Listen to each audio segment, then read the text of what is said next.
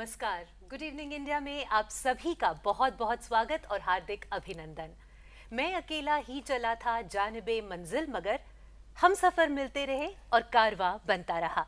तो आज good evening India पर मेरी हम सफर हैं शिवांगी परमार। शिवांगी, आपका बहुत बहुत स्वागत है। शुक्रिया सत्यप्रिया जी, इतने प्यारे इंट्रोडक्शन के लिए। दोस्तों, हमारे देश में ऐसे कई सारे कलाकार हुए हैं, फनकार हुए हैं, अदाकार हुए हैं, जिन्होंने हमारी सांस्कृतिक धरोहरों को न केवल संजोए रखा है, बल्कि उसके प्रचार प्रसार को करके उस हमारी कला को अंतर्राष्ट्रीय और राष्ट्रीय स्तर तक पहचान दिलाई है। और हमारा उद्देश्य भी यही रहता है कि इन कलाकारों से हम आपका परिचय कराते रहें। जी, और इसी उद्देश्य से हम स्टूडियो में स्वागत करते हैं आज की हमारी विशेष मेहमान कथक रत्न डॉक्टर शांभवी शुक्ला जी का। शांभवी जी, आपका बहुत बहुत स्वागत है। नमस्कार।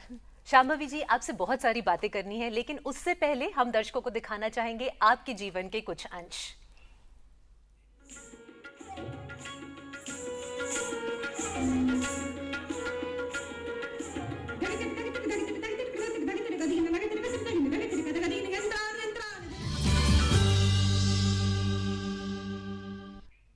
शांभवी जी, कथक नृत्य की अगर बात करें तो आपकी अपनी एक शैली है, आपका अपना एक विशिष्ट शैली अगर देखा जाए तो है। तो मैं ये जानना चाहूँगी कि किस तरह से आपने इस विशिष्ट शैली का उद्भव किया। सर्वप्रथम इसमें जिस चीज़ का योगदान है वो है आपके गुरुओं की तालीम। गुरु के अंतर्गत आपके माता पिता और आपके कथक नृत्य के, मेरे जो कथक नृत्य के गुरु हैं वे तो आते ही हैं, पंडित राजेंद्र गंगानी जी और पंडित प्रेम नारायण गुरु जी। इन्होंने जो मुझे तालीम प्रदान की और उसमें उस तालीम को जज्ब करते हुए, रियाज़ करते हुए, हर अच्छे कलाकार की अपनी एक शैली बनती है। और उसमें मेरा ध्यान इस बात पर हमेशा से रहा कि कला के दो पक्ष होते हैं, एक कथ्य और शिल्प। मेरा हमेशा से ये इस बात पर सोचना रहा कि मेरे नृत्य शैली का कथ्य और शिल्प दोनों ही जो है उन्नत होते रहें, क्योंकि कला अपनी एक व्यक्तिक एक कला के माध्यम से आप अपनी एक व्यक्तिक पहचान बनाते हैं। तो यही मेरे ध्यान में रहा और उस रियाज के साथ चिंतन जो है वो आपके कला में एक अलग बात पैदा कर पाता है। जी शांभवी जी, बहुत जल्दी आपने एक बहुत लंबी दूरी तय कर ली है और आपने गुरु के बारे में बताया कि उनका आपके नृत्य शैली में कितना बड़ा योगदान रहा है। जी। लेकिन जैसा कि कहा जाता है, हर सफल व्यक्ति के पीछे उसके परिवार की बहुत बड़ी भूमिका रहती है। तो अपने परिवार के बारे में कुछ बताइए। मेरे पिता श्री मुन्ना शुक्ला जी, जो कि सागर मध्य प्रदेश के निवासी हैं, वो एक राष्ट्रीय स्तर के लेखक हैं और चिंतक हैं।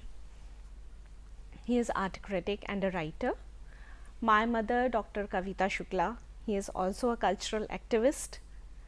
और मेरे माता पिता ने घर में ऐसा माहौल दिया जिसमें साहित्य और संगीत दोनों को ही हम लोग जज्ब करवाए। मैं और मेरे भाई सिद्धार्थ शंकर शुक्ला, जो स्वयं एक अच्छे सितार वादक हैं, और उनकी सितार वादन की तालीम मैहर के पंडित संजय गुहा जी से संपन्न हुई। तो पारिवारिक माहौल बहुत ज़रूरी होता है, ख़ास तौर से संगीत की हम बात जब करें तो। हालांकि हमारा परिवार में प्रोफेशनली म्यूज़िक को नहीं लिया गया था कभी। मैंने ही पहली बार प्रोफेशनली म्यूज़िक को लिया।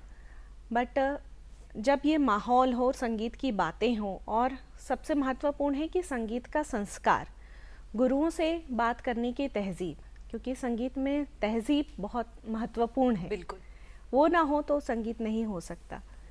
तो वो माता पिता ने दी।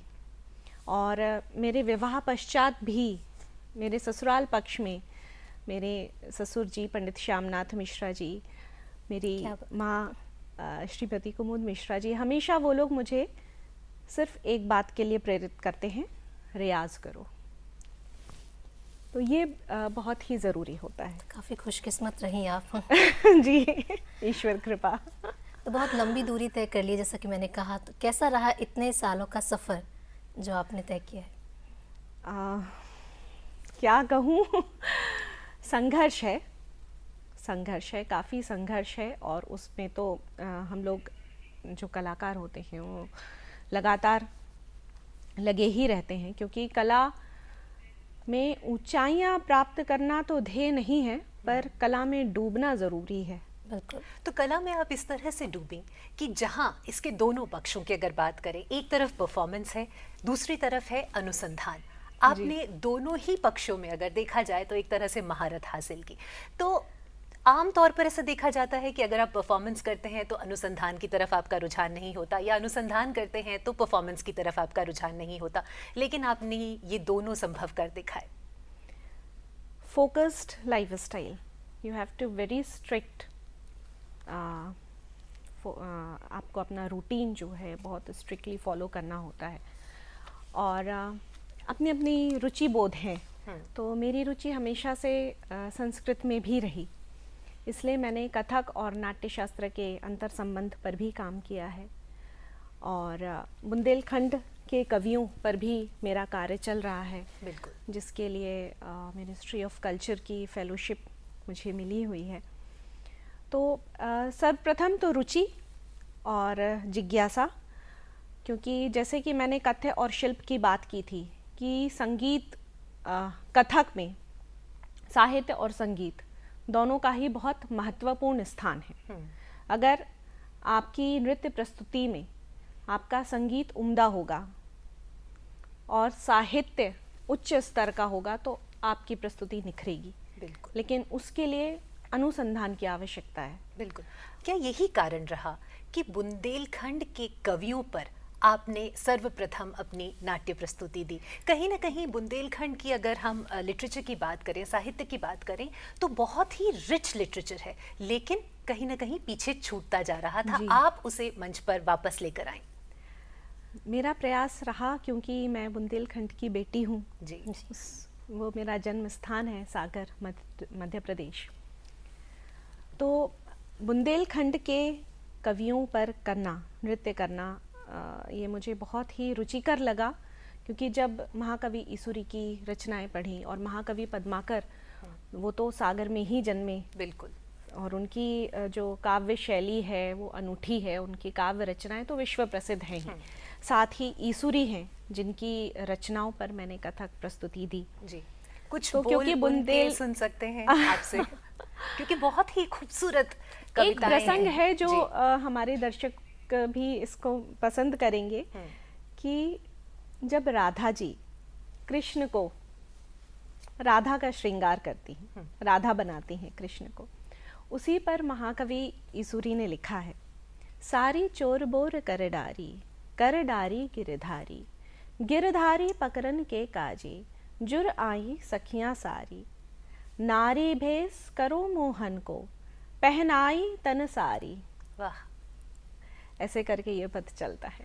क्या बात है, बहुत खूबसूरत। तो जैसा कि देखा भी जाता है मैम, क्योंकि आजकल की जो जनरेशन है, लोग इतना नहीं समझ पाते हैं, इतना रुझान नहीं होता है, लेकिन जिस तरह से आप उसको एक आपने नाट्य को और कवि उसको लेकर एक नया रूप आपने प्रस्तुत किया है, और न केवल हिंदुस्तान बल्कि विश्व भर में आपने कई सारे शोज़ किए हैं, तो उन लोगों का कैसा रिस्पॉन्स रहता है, क्या प्रतिक्रिया रहती है?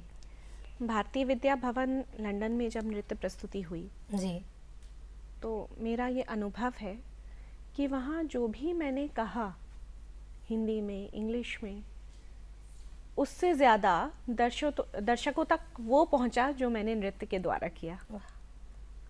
शायद इसी को कहते हैं कि कलाकार का सबसे ज़्यादा सक्षम माध्यम जो है उसकी कला ही है।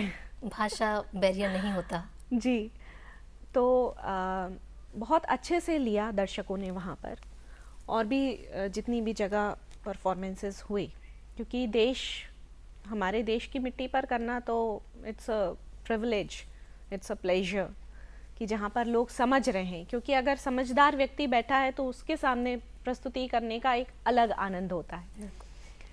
तो बाहर भी बहुत अच्छे से हमारे शास्त्रीय कलाओं को जो है, संस्कृत को और हमारी संस्कृति को मुझे लगता है कई बार बहुत ज़्यादा अच्छे से लिया जाता है, देखा जाता है। कई बार हमारे देश में उतने अच्छे से नहीं लिया जा रहा है। कुछ एक्सपीरियंसेस ऐसे भी हैं। कभी ऐसा नहीं हुआ कि आपका मन किया हो कि आप बहुत अच्छी राइटर भी हैं, काफ़ी अच्छा बोलती भी हैं, डांस भी अच्छा करती हैं, कि बॉलीवुड से कभी आपके पास आए हों ऑफर्स, या कभी आपका जाने का मन किया?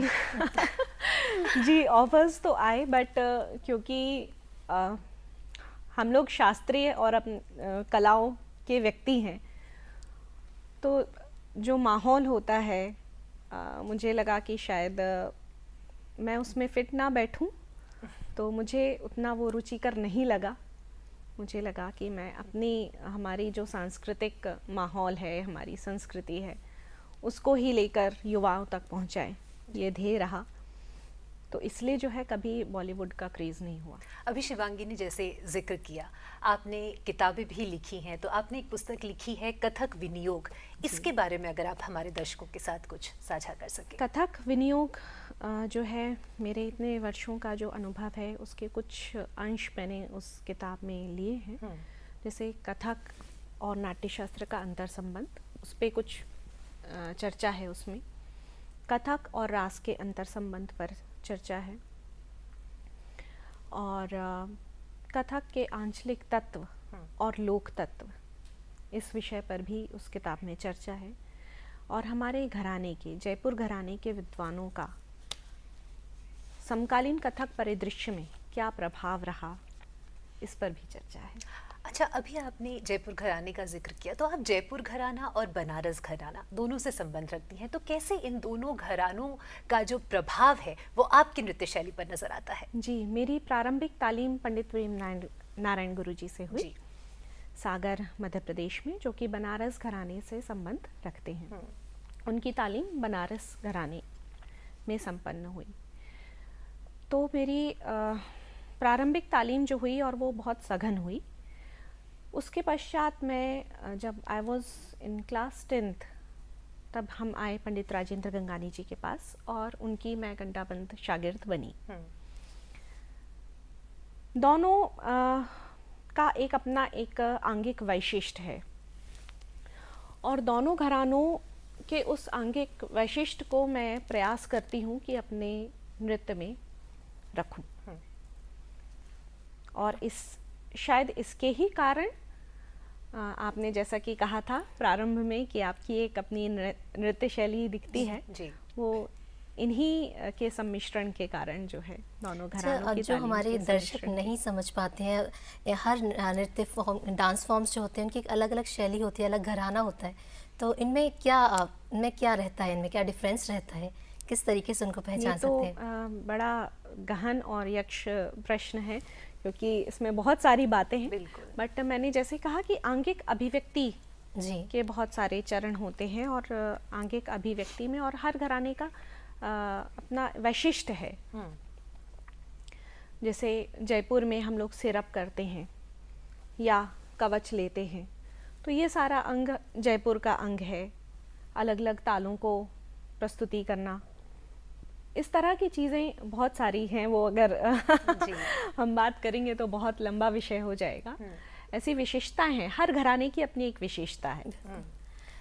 तो उन विशेषताओं से जो है, आप उन विशेषताओं को ग्रहण करके अपने तालीम के द्वारा, अपने रियाज के द्वारा उसको परिपक्व करके जब मंच पर प्रस्तुत करते हैं, तो वो एक अलग रंग लाती है प्रस्तुति। बिल्कुल। शांभवी जी, क्या आपको ऐसा लगता है कि आज के परिप्रेक्ष्य में कथक की अगर हम बात करें, तो एकल कथक की प्रस्तुतियां जो हैं वो काफ़ी कम होती हुई नज़र आती हैं? क्या कारण देखती हैं इसके पीछे? ज़्यादातर हम देखते हैं कि कोरियोग्राफीज हैं, और दूसरा एक और पक्ष जो है वो ये है कि लाइव सजीव गायकों और कथक नृत्यकारों के, इन दोनों के बीच का जो एक संगत है वो भी नज़र नहीं आता जब रिकॉर्डेड म्यूज़िक होता है। बहुत अच्छा प्रश्न किया है आपने, और इसके लिए हम सभी जो कथक नृत्यांगनाएं हैं वो इस चीज़ को सोचकर विचारमग्न हैं और इस पर विमर्श कर रहे हैं कि कथक का मूल स्वरूप उसके एकल प्रदर्शन में है। तो उसको संजोए रखना, बनाए रखना हम सबका दायित्व है। हम जितने भी कलाकार हैं उन सबका दायित्व है। और इसके लिए हम लोग जितने भी गुरु हैं और हम सब लोग हैं ये प्रयास कर रहे हैं कि एकल नृत्य की प्रस्तुतियां जो हैं उनको बढ़ावा दिया जाए जी। और उसका एक दूसरा कारण यह भी है कि कलाकारों में वो विशिष्ट बात होनी चाहिए कि वो एक व्यक्ति जो है 2 घंटे तक आपको बांध कर रख सके। बिल्कुल। उसके लिए बहुत गहन साधना लगती है जी। जो कि आज के युवा वर्ग में जब हम लोग सिखाते हैं तो शिष्यों में उसकी कमी नज़र आती है। जी। हमारे पास आपकी नृत्य की कुछ झलकियां हैं जो हम, आप और हमारे दर्शक मिलकर देखना चाहेंगे। जी।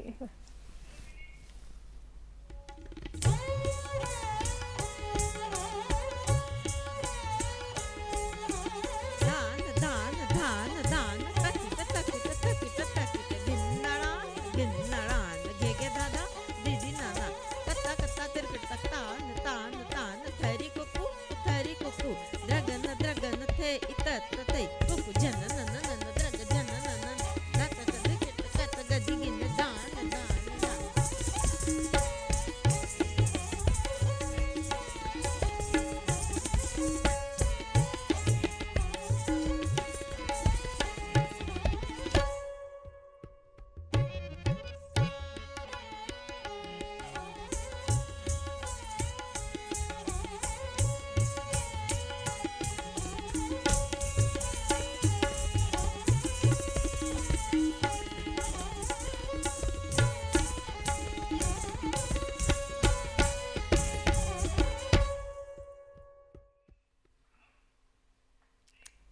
बहुत खूबसूरत, बहुत। बहुत ही खूबसूरत। शांभवी जी, आपने लगभग 10 साल तक बुंदेलखंड में बच्चों को निशुल्क कथक सिखाया है।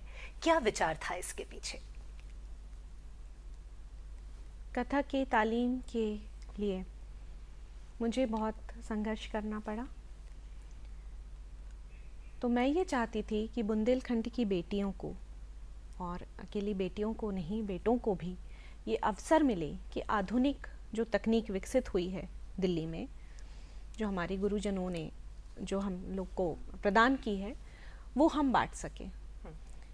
और विद्या दान सबसे बड़ा दान होता है।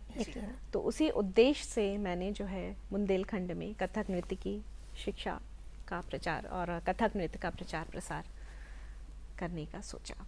तो जिन शिष्यों को आपने पढ़ाया, जिन शिष्यों को आपने सिखाया, क्या आज वो अपनी प्रस्तुतियां भी दे रहे जी, हैं? वो प्रस्तुतियां दे रहे हैं, वो मास्टर्स कर चुके हैं और अलग अलग जगह अपना अच्छा काम कर रहे हैं। जी जी। आपने बात की मैम, कई बार जिक्र आया कि आपने अपने गुरुओं को श्रेय दिया है जिस लेवल पर आप हैं। अब आप उस जगह पर पहुंच गई हैं कि आप अपनी कला को आप आगे उसका प्रचार प्रसार कर पाए नए बच्चों की तरह। लेकिन जब उनको देखते हैं तो देखते हैं कि कहीं ना कहीं जो वेस्टर्न डांस फॉर्म्स हैं उनका प्रभाव कुछ ज़्यादा पड़ रहा है। तो क्या लगता है आपको कि उन डांस फॉर्म से निकालने के लिए बच्चे हमारे इंडियन कल्चर को अपनाएं, उन डांस फॉर्म्स को आगे लेकर जाएं? फिर से वही बात आती है जो आपने मुझसे पहला प्रश्न किया था। हम सबका दायित्व बनता है बिल्कुल। माहौल बनाने का। हमारी संस्कृति हमारी पहचान है दुनिया में। संस्कृत और संस्कृति, कलाएं इंसान को बेहतर मनुष्य बनाती हैं। संदेह। वो उसके लिए एक बड़ी अच्छी पंक्ति भर्तहरि ने कही है कि साहित्य संगीत कला विहीना, साक्षात पशु पुच्छ विहीना। विषाणहीना। तो ये सब बातें हैं। तो इसलिए हम सबका दायित्व है कि हम अच्छा माहौल बनाकर रखें, अच्छे साहित्य को पढ़ें, अच्छे संगीत को अपने आगे आने वाली पीढ़ियों को प्रदान कर सकें। शायद यही कारण है कि आपको बुंदेलखंड का ब्रांड एम्बेसडर भी बनाया गया। जी जी। कैसे हुई इसकी शुरुआत? शायद जो आपने बोला कि मेरे कार्यों को देखते हुए उनको ये लगा कि ये पद हमारे लिए उपयुक्त है, तो उन्होंने ये प्रदान किया। बिल्कुल, बखूबी आप अपने दायित्वों का आप निर्वाह बहुत अच्छे से कर रही हैं। जी। काफ़ी सारी बातें हुई मैम से। बिल्कुल। बहुत अच्छा। और आपने बहुत सारे मुकामों को हासिल किया है और ईश्वर से यही प्रार्थना करते हैं कि आप नित नए मुकामों को हासिल करें और जो भी आप ऊंचाइयों को छूना चाहें आप ज़रूर छुएं। शांभवी जी, आप यहाँ आई, आपने हमसे बातचीत की, इसके लिए आपका बहुत बहुत बहुत शुक्रिया। धन्यवाद। शुक्रिया, नमस्कार। तो कला की दुनिया से अब आपको ले चलते हैं रंगमंच की दुनिया में, और आइए आपको अब ले चलें रंगमंच के कुंभ यानी कि भारतीय रंग महोत्सव में। देखें क्या हो रहा है भारतीय रंग महोत्सव में।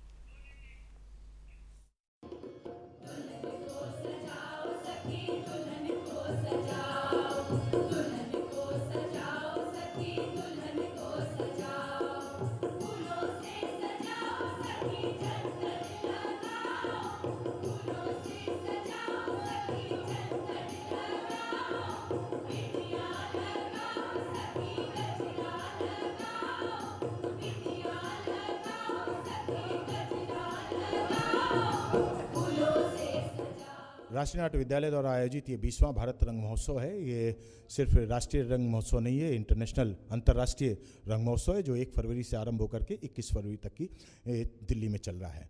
हमने सिर्फ इसको दिल्ली तक ही केंद्रित नहीं किया है, 5 अन्य राज्यों में भी हम इसको लेकर के गए, जिसमें से बनारस है, रांची है, डिब्रूगढ़ है, आपका मैसूर है और आपका राजकोट है। हमने 5 स्टेट कवर किया है। इन स्टेटों में इसलिए इन शहरों को हमने चुना है कि वहाँ पे रंगमंच तो है लेकिन उतना सक्रिय नहीं है। इन प्रस्तुतियों के साथ, इन समारोह के साथ वहाँ का रंगमंच थोड़ा तकनीकी दृष्टि से और ज़्यादा सशक्त हो सके, वहाँ के रंगकर्मी नए नए कथ्यों को देख सकें, नए नए प्लॉट्स को जान सकें और अलग अलग तरह की परफॉर्मेंस देख सकें। इस समझ से इस समारोह का आयोजन विभिन्न राज्यों में किया गया है। ये सिर्फ राज्यों का ही या नाटकों का ही समारोह नहीं है, इसमें पठन पाठन का भी कार्य है। हम यहाँ पे सेमिनार कर रहे हैं, मीट द मास्टर्स कर रहे हैं, इंटरफेस कर रहे हैं और आपका बहुत बड़े सम्मानित कुछ कलाकारों को भी यहाँ बुला करके उनका भी इंटरेक्शन रख रहे हैं। इसके साथ ही हमने थिएटर बाज़ार का आयोजन किया है, जिसके अंदर हमने रंगमंच से संबंधित जैसे प्रकाश है, मेकअप है, कॉस्ट्यूम्स हैं, ज्वेलरी है और उसके साथ साथ खान पान का भी स्टॉल्स लगाए गए हैं। इसका प्रमुख उद्देश्य ये है कि 111 नाटक हम इस पूरे समारोह में लेकर के आए हैं, जिसमें से 15 हमारे अंतर्राष्ट्रीय यानी कि विदेशी नाटक हैं और अलग अलग किस्म के नाटक हैं, अलग अलग शैली के नाटक हैं। और सबसे बड़ी बात यह है कि कुछ लोक प्रस्तुतियों को भी हमने यहाँ पर आमंत्रित किया है। वो कुछ ऐसी लोक प्रस्तुतियाँ हैं जो इससे पूर्व दिल्ली में कभी भी नहीं आमंत्रित की गई थी या उन कलाकारों ने अपने प्रस्तुति का प्रदर्शन नहीं किया था। ये नाट्य समारोह इसलिए हिंदुस्तान में मशहूर है और इसलिए इसकी इम्पोर्टेंस है क्योंकि इसके अंदर विविध भाषाओं के नाटक एक साथ दर्शकों को देखने को मिलता है। नसीब नहीं हुए, तुम लोगों ने विश्वास किया इसीलिए तो भाग गया। तुम लोग भी कमाल करते हो, हिलते डुलते आ गए, एक हड्डियां तक लेकर नहीं आए। क्या मनिंदर भैया, आप भी लेकर नहीं आए। भैया भूल हो गई। हाँ भैया भूल हो गई। কিন্তু আমি কথা দিচ্ছি লাখন, তোমার সন্তানরা যাতে এই সমাজে মাথা উঁচু করে সমান মর্যাদায় বেঁচে থাকতে পারে আমি তার চেষ্টা করে যাব। আচ্ছা ভাই, তুমি আমার একটা অনুরোধ রাখবে। আপনি কি বলছেন বাবু? না না, তুমি আজকে আমাদের আশ্রমের অতিথি। হ্যাঁ, আশ্রমের অতিথি। হ্যাঁ, মধ্যাহ্নে ভোজন করবে, সন্ধ্যায় আরতি, রাতে আহার বিশ্রাম। আমরা অতিথির পাপের প্রায়শ্চিত্ত করছি লাখন, তাই তো আশ্রমের নাম দিয়েছি সবরমতী আশ্রম। কথিত আছে এখানে আগে অগস্ত্য মুনির আশ্রম ছিল। যাও তোমরা লাখনকে ভেতরে নিয়ে যাও। इस बार जैसे कि गांधी जी के 150वीं जयंती है, हमने उसको भी ध्यान में रखते हुए 5 नाटक हमने गांधी जी से संबंधित उनकी विचारधारा, उनकी जो फिलॉसफी है उससे संबंधित नाटकों को भी इसमें जगह दी है और बहुत ही पारदर्शी रूप से ये कार्य किया गया है। और उन अच्छे नाटकों को एक साथ दिल्ली के दर्शकों के साथ साथ राज्यों में भी हम प्रदर्शित करने जा रहे हैं।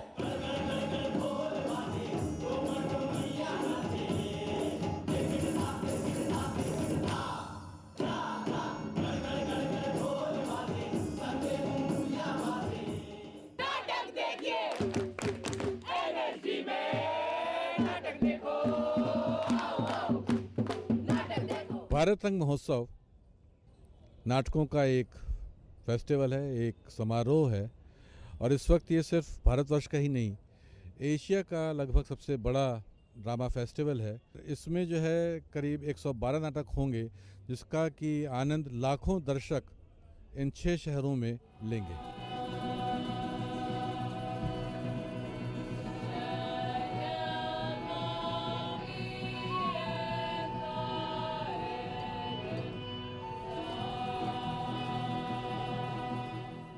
रंगमंच का मेला है और बहुत मज़ा आ रहा है। पिछली बार से ज़्यादा अच्छा प्रोग्रेस है। मैं हर बार इस रंग महोत्सव में पहुंचता हूं, तो तकरीबन देश विदेश के काफ़ी सारे नाटकों का मंचन होता है, जिसमें हमारी नई प्रतिभाएं हैं, नए ग्रुप्स हैं जो अलग अलग क्षेत्रों में काम कर रहे हैं, छोटे लेवल पे काम कर रहे हैं, जिनके पास में साधनों की कमी है।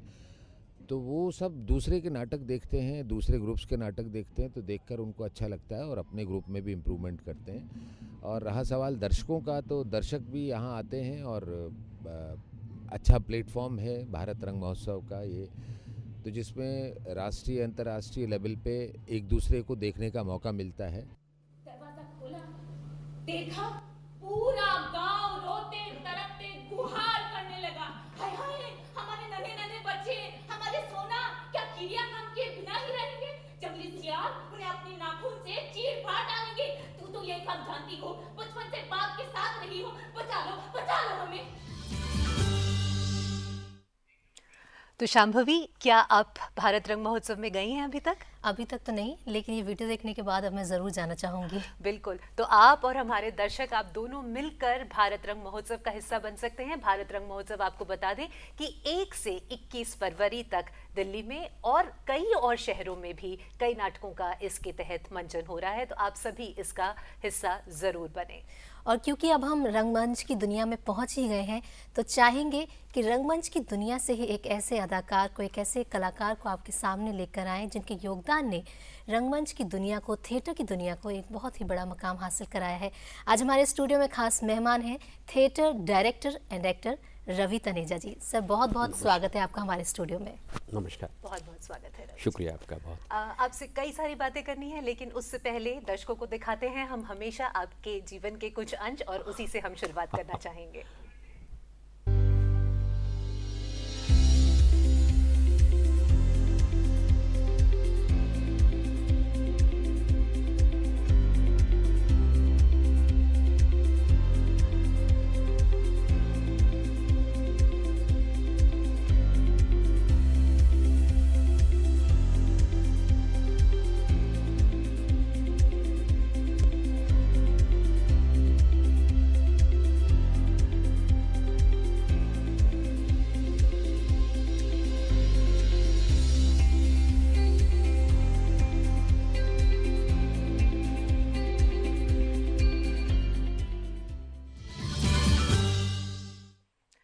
रवि जी, सभी लोग आपको आपके निर्भीक अंदाज, बेबाक जो आपका अंदाज है, और थिएटर के लिए जो आपका पैशन है, उसके लिए जानते हैं। आपने 100 से अधिक प्लेज में काम किया है, प्लस आपने निर्देशन भी किया है, और 35 साल से आप रंगमंच के साथ जुड़े हुए हैं। तो इन 35 सालों के अगर सफ़र पर आप नज़र डालें तो क्या पाते हैं? अगर मैं थिएटर नहीं करता तो शायद आज यहाँ जिंदा नहीं होता। थिएटर ने ही मुझे ज़िंदगी को सीखना सिखाया है। ज़िंदगी को मैंने जो समझा है वो थिएटर के जरूर सिखाया। थिएटर, मेरा भी मानना है कि आने वाली पीढ़ी को भी मैं कहता हूँ कि थिएटर एक ऐसा जरिया है जो इंसान को पहचानने में, लाइफ को पहचानने में बहुत मदद करता है। तो मेरे को थिएटर ने बहुत कुछ दिया है। मैं शायद उस मुकाम पे ना होता अगर मैं थिएटर नहीं कर रहा होता। मैं भी शाम को कहीं पार्क में बैठा होता, जुआ खेल रहा होता, ताश खेल रहा होता, शराब पी रहा होता, अपने समय को ऐसे काट रहा होता। लेकिन मैं थैंक्स देता हूँ थिएटर को और अपने गुरुजनों को, जिन्होंने मुझे ये राह दिखाई। सर, आपने थिएटर में एक पूरा दौर देखा है, काफ़ी लंबा वक्त है, तो इस दौर में कई सारे बदलाव आए हैं, स्पेशली रंगमंच की दुनिया में। और जब भी हम टीवी या बॉलीवुड की बात करते तो हर तरफ से एक्टिंग में काफ़ी सारे बदलाव आए हैं, उन बदलावों के आप साक्षी बने हैं। तो क्या लगता है कि अब बेहतर हो रहा है, या जो चीज़ पुरानी चीज़ें थी हमें उनको वापस लेकर आना चाहिए? नहीं, जिस तरह अगर हम बाकी चीज़ों को देखें तो थिएटर में बदलाव तो बहुत है, और बदलाव हमेशा अच्छे के लिए ही होता है। जी। कमर्शियल ज़्यादा हुआ है आजकल, लेकिन अगर हम देखें कमर्शियल पहले भी बहुत था। अगर हम सप्रू हाउस की बात करें, एक टाइम पे दिल्ली के अंदर सप्रू हाउस थिएटर इतना चला करता था कि 30 रुपये की टिकट 300 रुपये की ब्लैक मैंने लेके देखी है। आज वो दौर नहीं है, लेकिन आज जो मीडिया बहुत स्ट्रांग हो चुका है। इवन हम लोग देखते हैं थिएटर के अंदर भी मीडिया का इस्तेमाल बहुत ज़्यादा हो रहा है। हम फुटेज इस्तेमाल कर रहे हैं, लाइटिंग का ज़्यादा इस्तेमाल हो गया, कुछ डिजिटल लाइटिंग इस्तेमाल हो गई। लेकिन एक चीज़ जो कभी नहीं बदल सकती वो है इमोशन। भाव का खेल है थिएटर, नाटक भाव का ही है। वो चाहे आज 50 साल पहले देखें या 100 साल पहले देखें या आज के दौर में देखें, अगर भाव नहीं है तो नाटक नहीं है। ये बाकी चीज़ें सपोर्ट कर सकती हैं, जितना भी टेक्निकल चीज़ें आजकल इतनी स्ट्रांग हुई हैं वो सपोर्ट कर सकती हैं, लेकिन भाव का रूप कभी नहीं ले सकती। भाव जहाँ है नाटक वहीं है। शायद इसीलिए सर आजकल प्राथमिकता दी जा रही है थिएटर एक्टर्स को।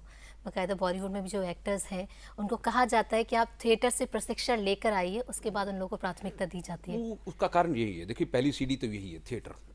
परफॉर्मिंग आर्ट के अंदर जब आप दूसरी मीडिया में जाएंगे तो थिएटर पहली सीढ़ी है जो आपको खड़ा होना सिखाता है, किसी बात को फेस करना सिखाता है। और जो थिएटर में आप एलिमेंट्स इस्तेमाल करते हैं वो आपको सहायक होते हैं। जाके अगर दूसरे मीडिया में जा रहे हैं, आप टीवी में जा रहे हैं या फिल्म में जा रहे हैं, वो आपको सहायक होते हैं, क्योंकि जो भाव का प्रदर्शन करना है वो थिएटर ही सिखाता है। तो वहाँ तक पहुँचने के लिए आपको थिएटर सीढ़ी इस्तेमाल करनी बहुत ज़रूरी है। आप देखिए कितने कामयाब जो एक्टर हमारे आज फिल्म इंडस्ट्री में हुए हैं, ज़्यादातर थिएटर के लोग ही बिल्कुल वही कामयाब हुए। और ऐसा नहीं कि वो बाकी कामयाब नहीं होते, लेकिन उनको समय लगता है। तो इनको समय कम लगता है, ये जल्दी इसको पकड़ पाते हैं, भाव को जल्दी पकड़ पाते हैं। एक यही कारण है कि थिएटर एक सीढ़ी बन जाता है बाकी मीडिया में जाने के लिए। भारतीय रंगमंच की बात करें, आज के परिप्रेक्ष्य में आप भारतीय रंगमंच को किस तरह से देखते हैं? खासकर अगर हम रंगमंच की बात करें जो बाकी रीजनल थिएटर की अगर हम बात करते हैं, तो मैं इसलिए ये प्रश्न पूछ रही हूँ क्योंकि अगर पंजाबी रंगमंच के बारे में हम बात करते हैं तो आपने पंजाबी रंगमंच को बड़ी ही प्रमुखता से आप मेन स्ट्रीम में लेकर आए, जो शायद कहीं अब तक पीछे रह गया था। देखिए जी, मैं नहीं बल्कि मेरा पूरा परिवार एक बात के लिए हम कमिटेड हैं कि हर साल कम से कम 2 या 3 नाटक हम पंजाबी भाषा में करेंगे। दिल्ली में एक समय था कि दिल्ली के अंदर पंजाबी नाटक बहुत हाथ में हुआ करता था। यहाँ से बहुत से लोग फिल्म इंडस्ट्री में जो यही पंजाबी भाषा वाले ही, अगर आप फिल्म इंडस्ट्री को भी देखें तो पंजाबी भाषा वाले बहुत से आपको एक्टर मिल जाएंगे जो यहीं से दिल्ली से गए हैं या पंजाब से गए हैं। पंजाब का कल्चर बड़ा स्ट्रांग है। पंजाब और बंगाल 2 ऐसे स्टेट हैं जहाँ पर कल्चर बहुत स्ट्रांग है। जितना सूफियानापन है वो सब पंजाब से आपको मिला है, चाहे वो उधर का पंजाब रहा हो या इधर का पंजाब रहा हो। और पंजाब में कलर बहुत है, तो कलर होने के नाते पंजाब के अंदर कल्चर बड़ा स्ट्रांग रहा है। लेकिन जब 47 के बाद दिल्ली में लोग आए, जब रिफ्यूज़ होकर आए, मैं भी उसी फैमिली में से था जो पाकिस्तान से हम लोग दिल्ली में आए थे। तो दिल्ली में उस समय पंजाबी रंगमंच बिल्कुल ना के बराबर था, ना क्या बिल्कुल था भी नहीं। लेकिन 47 के बाद 1950 के आसपास आप आते हैं तो शीला भाटिया एक बहुत बड़ा नाम हम सुनने में आता है वो। लेकिन वो भी लाहौर से और कश्मीर से होती हुई दिल्ली आई, तो उसने एक ओपेरा नाम का थिएटर शुरू किया जिसमें पंजाब का पूरा कलर हमारे सामने आता था, पंजाब का पूरा कल्चर, पंजाब के पूरे सॉन्ग सामने आते थे। तो एक ओपेरा के तौर पर उसने एक सामने ला के दिया।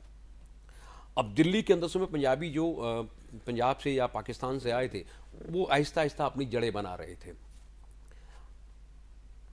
रोटी में लगे हुए थे। 1955-56 के आसपास जब आप पहुंचते हैं तो कुछ ये लोग जम चुके थे पंजाबी।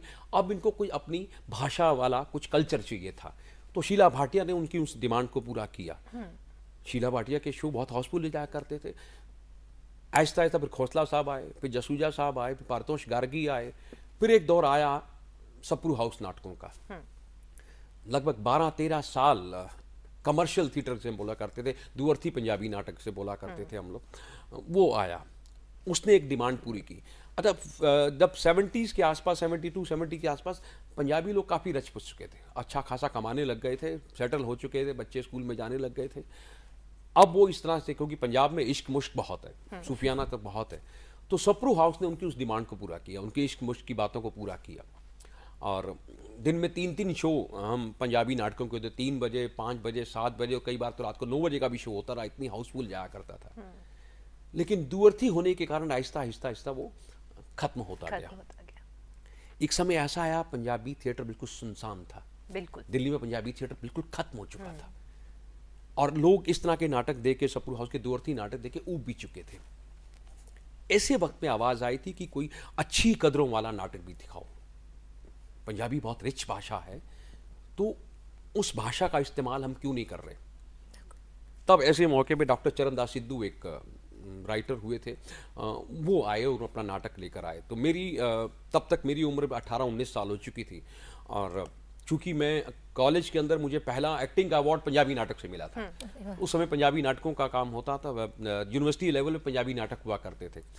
तो मुझे पंजाबी नाटक करने का मौका मिला और चौक सर्कल को, हमें पंजाबी नाटक को मिल नहीं रहा था अच्छा खासा, तो हमने चौक सर्कल जो ब्रैक का नाटक था उसको पंजाबी में ट्रांसलेट किया और उसको हम लोगों ने प्रस्तुत किया। तो मुझे एक्टिंग का और डायरेक्शन का अवार्ड मिल गया, तो मेरे हौसले बुलंद हो गए। मुझे लगा भी पंजाबी नाटक ने मुझे इतना कुछ दिया है तो मैं पंजाबी नाटकों की तरफ जाऊँ।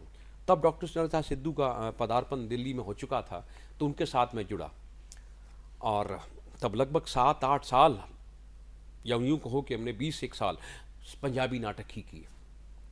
जब पंजाबी नाटक काफ़ी कर लिए तो फिर मुझे लगा कि अब थोड़ा हिंदी और उर्दू की तरफ भी जाना चाहिए। फिर हमने एक सोसाइटी बनाई थी जिसका नाम कॉलेजिएट ड्रामा सोसाइटी रखा गया था। हमने एजुकेशनल थिएटर के रूप में जाना चाहते थे जी। तो हमने कॉलेज के स्टूडेंट्स को लेकर और टीचर्स को लेकर काम करना शुरू कर दिया। और जो बच्चे इंग्लिश में नाटक पढ़ रहे थे, हमने उन्हीं नाटकों को खेलना शुरू कर दिया। जिससे क्या हुआ कि जो बच्चे पढ़ रहे हैं वो बच्चे खेल रहे हैं, तो उनको नाटक समझ आना ज़्यादा। तो ये एक बहुत अचीवमेंट थी हमारी, जिसमें हमने All My Sons, Macbeth, Miss Julie, Medea, Halfway House, Aadhe Adhure, इन सबको इंग्लिश के अंदर खेलना शुरू किया।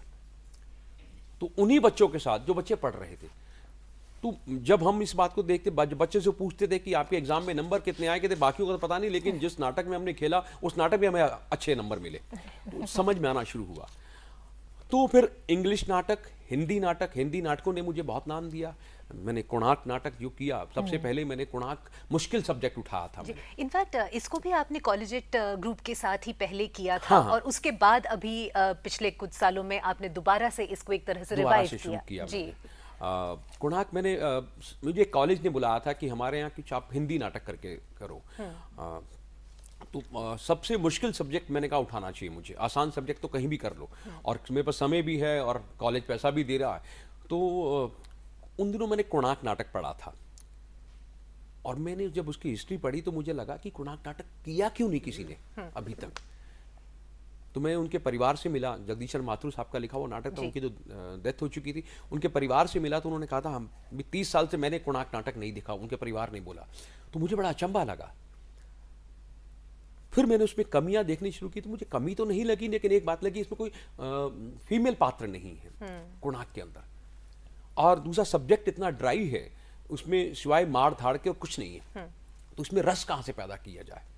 तो मैंने दोबारा पढ़ना शुरू किया। इस चक्कर में मैं कोणार्क देखने भी गया, कोणार्क को जाके देखूं कोणार्क है क्या। तो कोणार्क मंदिर में गया, वहां मंदिरों के अंदर जब मैंने मूर्तियां देखी तो मुझे लगा इसमें सब कुछ है। मूर्तियों के भाव सामने आ रहे हैं और मूर्तियां अपनी बात कह रही हैं। जिस रूप में मंदिर बना है, आप अगर मंदिर को देखो, इसमें 3 भाग में लगा हुआ है, बचपन, जवानी, बुढ़ापा। इस 3 भाग में उस मंदिर को डिवाइड कर रखा है। पूरा जीवन का उत्कर्ष और जीवन की पूरी लाइफ उसमें दिखा रखी है। और जब 3 चीज इसके अंदर है तो रस तो अपने आप ही होगा। फिर मैंने एक आइडिया लिया कि जो मेरे पास लड़कियां हैं, मैं उन लड़कियों को मूर्तियां बना दूं, तो मेरे पास फीमेल पात्र भी हो जाएंगे और इन भाव भी मेरे पास आ जाएंगे, रस भी मेरे पास आ जाएगा। तो जब ये आइडिया मैंने अपने कुछ सीनियर लोगों से शेयर किया तो उन्होंने कहा ये मास्टर आइडिया है। ऐसा आइडिया अभी तक हमें नहीं आया, जिससे कि मंदिर बनाने की, हमें सेट बनाने की जरूरत नहीं है, हम इन मूर्तियों को ही मैं मंदिर बना दूंगा पूरा।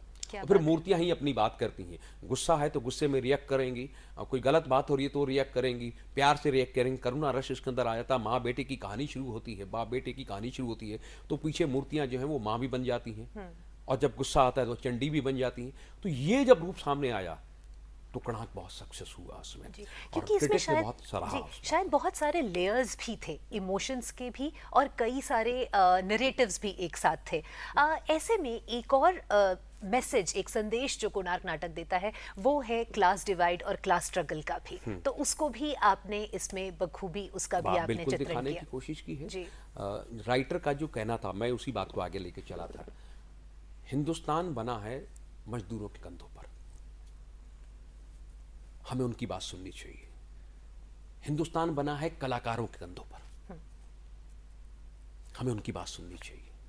अगर आप जिंदगी से रस निकाल दें, कलाकारी निकाल दें, ये थिएटर वाले लोग निकाल दें, डांसर्स निकाल दें, सब कुछ निकाल दें, तो जिंदगी में क्या है आपके पास? नीरसता।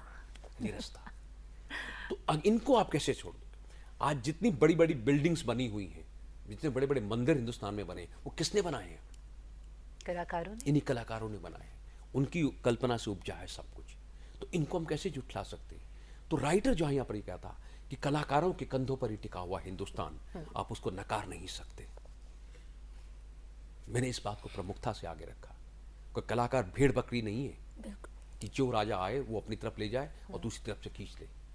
कलाकारों का अपना वजूद है, और वो वजूद आज नहीं, आने वाली ताउम्र तक बना रहेगा। बिल्कुल सर, आपने सर बात की कलाकारों की कि भेड़ बकरियां नहीं है, लेकिन जब भी कभी बात आती किसी भी परिवार में, कहते भी है कि कलाकारों, किसी परिवार को आपको गरीबी की तरफ धकेलना तो आप उसको कला से जोड़ दीजिए। ये एक मिथ जो है हमारी सोसाइटी में फैला हुआ है कि कलाकारों को उस तरह से काम नहीं मिल पाता, वो बाकी लोगों के साथ जो अलग से दूसरे तरीके के लोग हैं उनके साथ जुड़ नहीं पाते हैं। तो ऐसे में जब आपने परिवार को बताया कि आप रंगमंच की दुनिया से जुड़ना चाहते हैं, तो उनका फिर क्या, किस तरह का रिएक्शन रहा, क्या प्रतिक्रिया रही? देखिए सर, मेरे साथ तो एक अच्छी बात यह है कि मेरा पूरा परिवार थिएटर में है, और सच बात तो है कि मुझे थिएटर दहेज में मिला है। मैं जब जिस गुरु के साथ जाया करता था तो उनकी 5 बेटियां थी, एक मैंने ले ली। तो जब बेटी मैंने ले ली उनकी, तो मुझे थिएटर भी मिल गया। मैं डॉक्टर सिद्धू की बात कर रहा हूँ, उनकी बड़ी बेटी, हम लोग नाटक करते थे, पसंद आ गए, और ऐसा ही नहीं हुआ, बाकी 4 भी मेरे जैसे कोई लोग लेके, तो हम लोगों ने, और आज मेरे परिवार के अंदर मेरी बेटी जो इस समय अमेरिका में पीएचडी कर रही है, लेकिन वो मेरे साथ थिएटर कर रही है दिल्ली के अंदर। मेरा बेटा थिएटर कर रहा है, मेरी बड़ी बेटी की बेटी जो है वो भी थिएटर में आ गई है। और एक कमिटमेंट मैंने और मेरी परिवार ने ये ले रखी है कि हम साल के अंदर 3 या 4 नाटक पंजाबी भाषा में जरूर करेंगे, क्योंकि पंजाबी ने मुझे बहुत कुछ दिया है। जी, हाँ, ये सच है, पैसा नहीं है थिएटर के अंदर, इसलिए परिवार लोग जुड़ना मुश्किल हो जाता है। 2 अर्निंग होंगे, एक घर चला ले, एक कलाकारी पूजा कर ले, तब तो है, नहीं तो थिएटर करना बहुत मुश्किल काम है। थिएटर में पैसा नहीं है, आपको घर फूंक तमाशा देखना होता है। तो घर फूंक के जो तमाशा देख सकता है वो थिएटर करे, जो नहीं देख सकता वो, उसके लिए थिएटर कुछ नहीं है।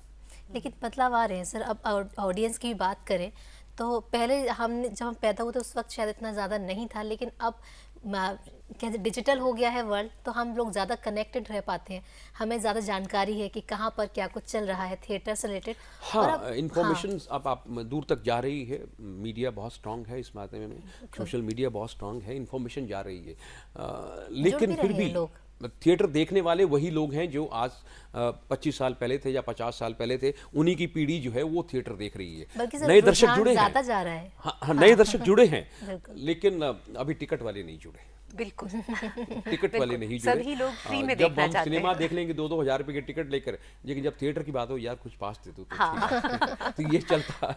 तो ये अब हमें भी चाहिए, ऑडियंस तो चाहिए, तो ठीक है, लेकिन बहुत बदला है। अभी मैंने अभी हलाला एक नाटक किया है, तो मैंने ये सोचा था कि मैं कोई पास इश्यू नहीं करूंगा, टिकट ही बेचूंगा। तो मुझे अपनी कसम तो तोड़नी पड़ी, लेकिन उतनी नहीं तोड़ी जितनी मैं सोच सकता था कि इतनी टूटेगी। तो टिकट लेने वाले, अच्छा नाटक हो, अच्छे सब्जेक्ट हो, तो दर्शक हैं, टिकट बिकती भी है। बहुत बड़े बड़े कलाकार सर हमें मिले हैं थिएटर से, और बहुत बड़ा योगदान रहा है भारतीय सिनेमा को एक ऊंचे मुकाम तक लेकर जाने का थिएटर आर्टिस्ट का। हम बात करते हैं नवाजुद्दीन सिद्दीकी हैं, राजकुमार राव है, जीरो कंगना रनौत है, नसरुद्दीन शाह है, और ओमपुरी, बहुत सारे कलाकार जो उठकर जगह हैं, जो यहाँ से गए हैं। और शायद कहें कि कहीं ना कहीं जो अदाकारी का जो लेवल है जो उनका है, वो शायद उन लोगों में नहीं मिलता, बाकियों में नहीं है, क्योंकि एक बेस आपका पक्का हो जाता है। वहां जाके जो भी सीखते हैं उससे पहले जाएंगे तो सीख के जाते हैं। एक बेस बहुत मजबूत है। जब बेस मजबूत है, जब देखिए स्क्रिप्ट को समझने की ताकत एक थिएटर एक्टर के पास बहुत अच्छी होती है। स्क्रिप्ट ही है जो आपको आगे लेके जाती है। तो उसको समझना ही सबसे बड़ी इंपॉर्टेंट बात है, और थिएटर के लोगों को समझ आ जाती है, क्योंकि हम लोग 30-30 दिन 40-40 दिन जो प्रैक्टिस करते हैं, तो उससे मैं तो कहता हूँ एक थिएटर करने वाला जो है वो अच्छा साइकोलॉजिस्ट भी होता है। जी, वो शायद समझ आता। थिएटर एक ऐसी दुनिया है जहाँ पर वो आप सभी किरदार निभा जाते हैं जिससे शायद वैसे आप कभी वाबस्ता नहीं रहे, है ना। तो कई ऐसे आपने भी किरदार निभाए हैं और कई ऐसे किरदारों को आपने मंच पर भी उतारा है। अगर हम भगत सिंह की बात करें, हम अलेक्जेंडर की बात करें, लेकिन क्या आपको ऐसा लगता है कि अभी भी कोई ऐसे किरदार हैं जिनको आप निभाना चाहेंगे या आप डायरेक्ट करना चाहेंगे? अब सिकंदर जैसे आपने बात की है, या गालिब की मैं बात करता हूँ, गालिब जैसे हम गालिब को अभी तक, जब तक मैंने नहीं पढ़ा था अच्छी तरह से नाटक करने के लिए, तब तक मुझे लगा था कि गालिब वही है, आम खाने वाला, चुटकुलेबाज, शराबी, तबायब के कोठे पे जाने वाला, इस तरह का हमें एक पात्र लगा था। लेकिन जब मैंने गालिब को अच्छी तरह पढ़ने की कोशिश की और देखा कि गालिब वो नहीं है। गालिब के बारे में कहा था कि वो तबायब के कोठे में जा रहा है क्योंकि बीवी से उसको प्यार नहीं था। अरे एक एक करके 7 बच्चे उसके हुए हैं, और सातों के सातों, कोई घुटनों के बल चल के मर गया, कोई थोड़ा सा चल के मर गया, 7 बच्चे उसने अपने हाथों से दफनाए हैं। जी, ऐसे आदमी के अंदर क्या संवेदना नहीं होगी? क्या अपनी बीवी से प्यार नहीं करेगा? एक दर्द था गालिब के अंदर, वो दर्द गालिब ने अपने गज़लों के सामने लाया। लेकिन गालिब ने कहीं लिखा, मैं पढ़ के बहुत हैरान था, कि अगर मेरी गज़लें सामने वालों के अंदर हौसला नहीं पैदा कर सकती, अगर मेरे शेर पढ़ने वालों के अंदर हौसला नहीं पैदा कर सकते, तो मैं क्यों लिखूं? मैं खुद कितना डिप्रेस में रहूं, लेकिन मेरी जो लेखनी है वो लोगों के अंदर हौसला पैदा करे। तो मैं कोशिश करता हूं ऐसे पात्र चुनने की जो दर्शकों के अंदर हौसला पैदा करे। इसलिए मेरे सभी नाटक जितने भी मैंने किए हैं वो सब एक सोशल सब्जेक्ट के ऊपर होते हैं, औरतों के ऊपर होंगे, या फिर ऐसे सब्जेक्ट जो हमारे हिंदुस्तान को खा रहे हैं, या वो कट्टरपंथी लोग हैं, या फिर जात पात है, या गरीबी है। ये 3 चीज़ें ऐसे हिंदुस्तान को जो ख़त्म कर रही हैं। तो मेरे नाटक ज़्यादातर इसी के आसपास घूमते हैं। एक औरत कैसे फाइट कर रही है, मेरे नाटक चन्नो बाजीगर नहीं, अपने में किया बाजीगर लड़की है, उसकी अपनी एक लाइफ है, वो पढ़ना चाहती है, आगे बढ़ना चाहती है, लेकिन जो उसकी बिरादरी है वो उसको उस धकेले में यहीं रहे, लेकिन वो कैसे संघर्ष करके आगे बढ़ती है और पुलिस अफसर बनती है। बहुत अच्छी बात रवि जी, आपको हम बहुत बहुत शुभकामनाएं देते हैं और साथ ही आपका बहुत बहुत धन्यवाद भी देते हैं कि आप यहाँ आए, आपने हमसे इतनी सारी खूबसूरत बातें जो हैं शेयर की। बहुत बहुत धन्यवाद आपका। बहुत बहुत शुक्रिया। और अब आगे बढ़ेंगे हम वर्ल्ड लेप्रोसी डे, जो कि हर 30 जनवरी को मनाया जाता है। वर्ल्ड लेप्रोसी डे, जो कि आम भाषा में लेप्रोसी को हम कुष्ठ रोग कहते हैं। तो कुष्ठ रोग के बारे में जो भ्रांतियां हैं, कुष्ठ रोग के प्रति लोगों को जागरूक करने के लिए जो कैसिनोवा सोसाइटी है, उसके अलावा निपन फाउंडेशन है, उन्होंने एक ग्लोबल अपील 2019 कार्यक्रम का आयोजन किया और उस कार्यक्रम के माध्यम से लोगों के मन में कुष्ठ के प्रति जागरूकता पैदा की और जो भ्रांतियां हैं दूर की। उसी पर पेश है एक छोटी सी रिपोर्ट।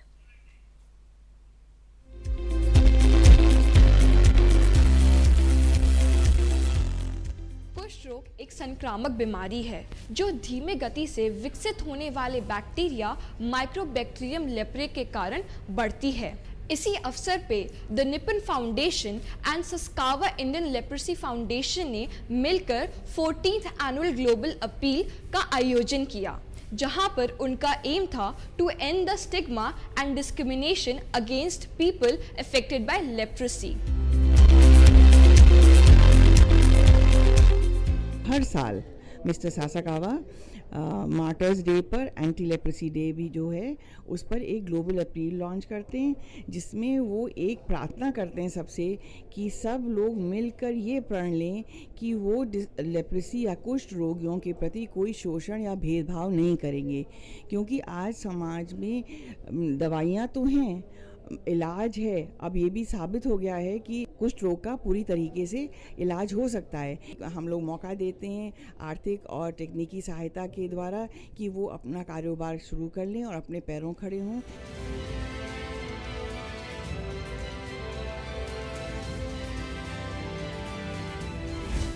लेप्रोसी में एक समस्या है कि लोगों को ना तो दर्द होता है और ना ही बुखार होता है। और लेप्रोसी में एक समस्या और है कि ये जो जिन लोगों को लेप्रोसी हो जाती है उनके अंदर डिस्क्रिमिनेशन भी होता है और स्टिग्मा भी होता है। तो इसकी वजह से भी लोग जो है सामने नहीं आते, इलाज करवाने के लिए नहीं आते हैं। तो ये बहुत ज़रूरी है लेप्रोसी के अंदर कि हम इस डिस्क्रिमिनेशन को कम करें, लोगों को जागरूक करें। लोगों में इसकी अवेयरनेस बढ़ाने के लिए हर साल 30 जनवरी को द वर्ल्ड लेप्रोसी डे मनाया जाता है। Today we have the 14th global appeal to communicate to the world an awareness on leprosy. No fight is a one-man show, but vision is important. It was the vision of Honorable Yohei Sasakawa to bring in multiple stakeholders under one umbrella of global appeal to raise a joint voice against stigma and discrimination facing by us.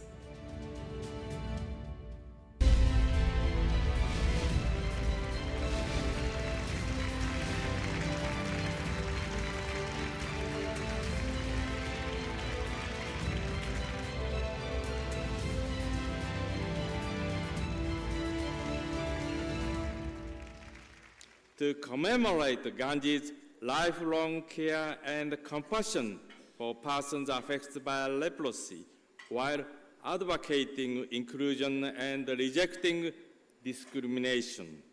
The national prevalence of leprosy has dramatically declined here in India in recent years due to the efforts of all the stakeholders. Yet, it is an undeniable reality that India still accounts for 60% of new cases discovered world today. For this, the government of India, under the strong leadership of Prime Minister Narendra Modi, established an ambitious goal of making India free of leprosy as a disease and stigma by 2030. The global appeal to end stigma and discrimination against persons affected by leprosy. This global appeal being repeated in India, apart from other parts of the world, is also a good movement for awareness, for awakening. Many of the groups working for removal of leprosy came to me and said that in many of the marriages laws, there is still a provision that if one of the spouse suffer from leprosy, it can be a ground for divorce. This was a pre-independence laws. I said it is plainly unacceptable. This is completely violative of human dignity. That an ailment which is curable continues to be a ground for divorce and separation in the laws of India. I'm happy to tell you that in the last session, we have got the law passed by the Lok Sabha, completely changing all these laws and waiting for passage in the Raj Sabha, whereby leprosy as a ground of divorce no more exists. Many of the good NGOs are working in various fields trying to remove these disabilities. They are unsung heroes of this great movement. I would like the anti-leprosy campaign to identify those unsung heroes who, without any reward, without any recognition, without any incentive, out of their own commitment, are working in the rural areas, in the semi-rural areas, in the various marginalized bastis of India in quest of that change. The Nippon foundation and Sasakawa foundation ने जो मिलकर ये initiatives लिए हैं, ऐसे initiatives बार बार होने चाहिए ताकि लोगों में अवेयरनेस बनी रहे।